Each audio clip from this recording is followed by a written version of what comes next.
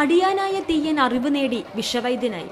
അത് സഹിക്കാനാവാതെ വിഷമനസ്സുകളായ ചിലർ ചേർന്ന് അയാളെ ചതിച്ചു കൊന്നു.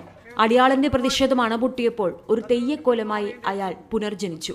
എന്നാൽ കഥയിലെ ട്വിസ്റ്റ് ഇതൊന്നുമല്ല. ഏറ്റുകാരനായ പാവം മനുഷ്യൻ വെട്ടേറ്റു വീണ ആ ദിവസമാണ് അത്യുത്തര കേരളത്തിലെ തെയ്യക്കാലത്തിന് തുടക്കമാകുന്നത്.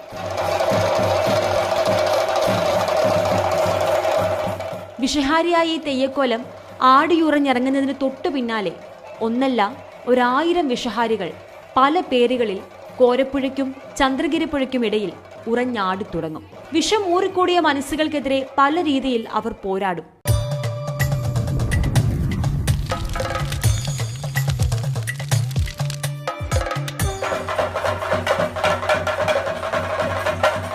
കണ്ണൂർ തളിപ്പറമ്പിനടുത്ത കൊളച്ചേരിയിലെ